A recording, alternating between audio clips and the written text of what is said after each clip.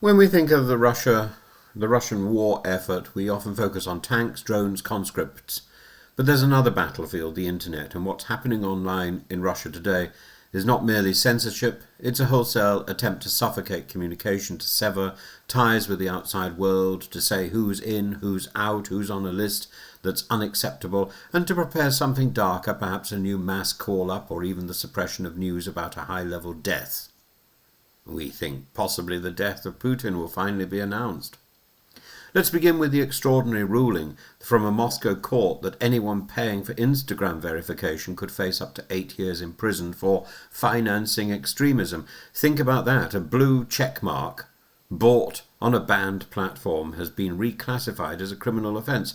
In the warped logic of the Kremlin, sending money to Meta is akin to funding terrorism. This is not law, it's paranoia written into statute. At the same time, Russians are discovering that their familiar lifelines, WhatsApp and Telegram calls, no longer work properly. State regulator Roskomnadzor claims this is about countering fraud and sabotage, but Russians know the truth. It's about isolation. For years, these apps connected families separated by war and exile.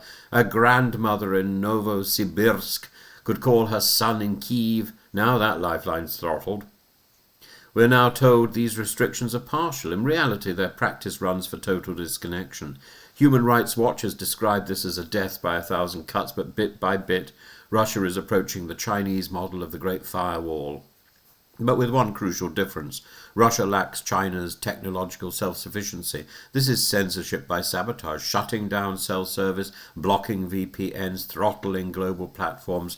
The result is not a smooth alternative ecosystem, but chaos. Russians are forced onto the state-backed Max app, already infamous as a surveillance tool. And here we reach the deeper suspicion. Why now? Why this sudden ferocity and censorship? The timing coincides with reports of renewed conscription and hidden unemployment in the economy. Young men are already disappearing into the draft offices. Shutting down WhatsApp calls may prevent warnings spreading too quickly. The blackout also invites a darker speculation that news of a high-level death, even Putin's own, is being suppressed, that the purge, which is already identified, is spreading. Information blackouts have already accompanied moments of instability in Russian history, from Stalin's purges to Brezhnev's long final illness.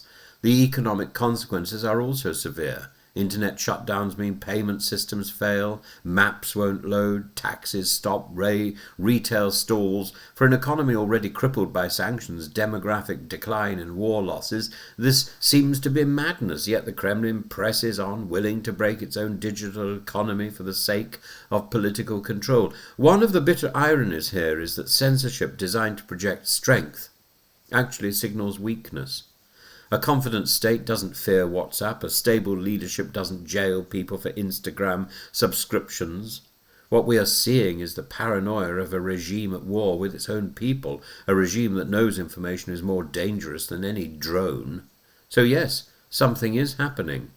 And they may blame it on the threat of a drone attack, but the signs are too stark to ignore.